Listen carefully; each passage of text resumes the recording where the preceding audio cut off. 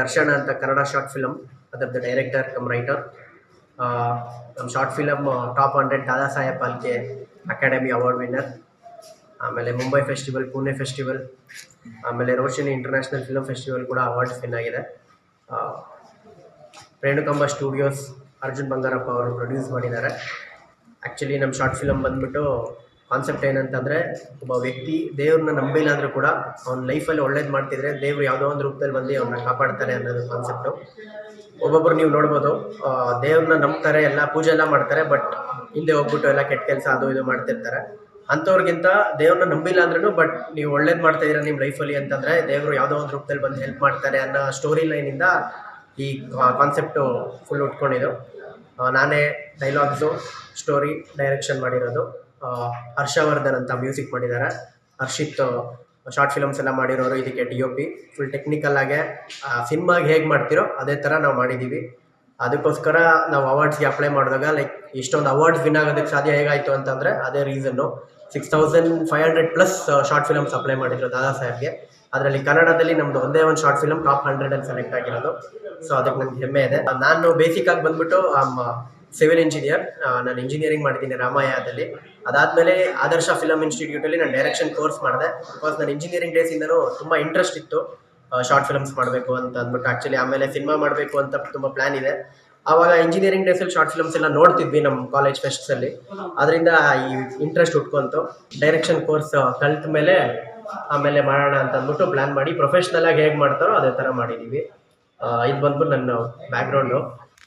ಈ ಒಂದು short film ಮಾಡಿರೋದು ಒಂದು ಟೆಕ್ನಿಕ್ಯಾಲಿಟಿ, ಒಂದು ಫಿಲ್ಮ್ ಹಿಂದೆ ಏನು ನಡೆಯುತ್ತೆ, ಒಂದು ಫಿಲ್ಮ್ ಹೆಂಗೆ ಮಾಡಬೇಕು ಎಲ್ಲ ಒಂದು ಕಲಿಬೇಕು ಅಂತಲೇ ಮಾಡಿರೋದು.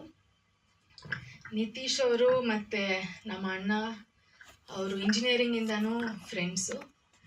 ಸೊ ಅವಾಗಿಂದನೂ ಒಂದು ಫಿಲ್ಮ್ ಲೈನಲ್ಲಿ ಏನೋ ಒಂದು ಮಾಡಬೇಕು, ಅವ್ರಿಗೂ ತುಂಬ ಪ್ಯಾಷನ್ ಇದೆ. ಆಮೇಲೆ ನಮ್ಮ ಅಣ್ಣಗೂ ತುಂಬ ಪ್ಯಾಷನ್ ಇದೆ.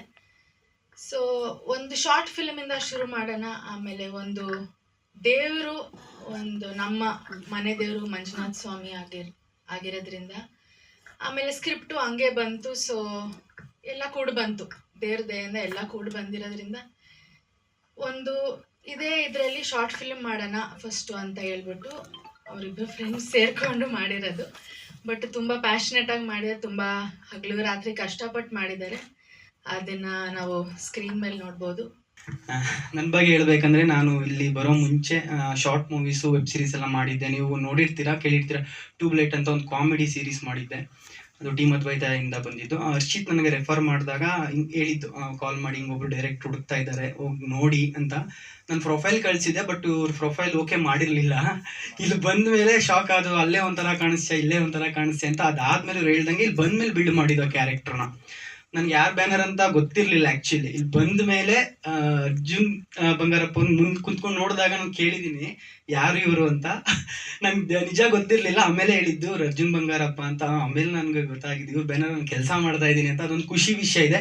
ಯಾಕೆ ಅಂದರೆ ನಾನು ಚಿಕ್ಕ ವಯಸ್ಸಿಂದ ನೋಡ್ಕೊಂಡು ಬಂದಿದ್ದು ಅವ್ರ ಸಿನಿಮಾಗಳನ್ನ. ಇವಾಗ ಅವ್ರದ್ದೇ ಒಂದು ಬ್ಯಾನರಲ್ಲಿ ಕೆಲಸ ಮಾಡ್ತಿದ್ದೀನಿ, ಒಂದು ಖುಷಿ ಇದೆ. ಈಗ ಪಾದಾರ್ಪಣೆ ಮಾಡಿದ್ದಾರೆ ಪ್ರೊಡ್ಯೂಸರ್ ಆಗಿ.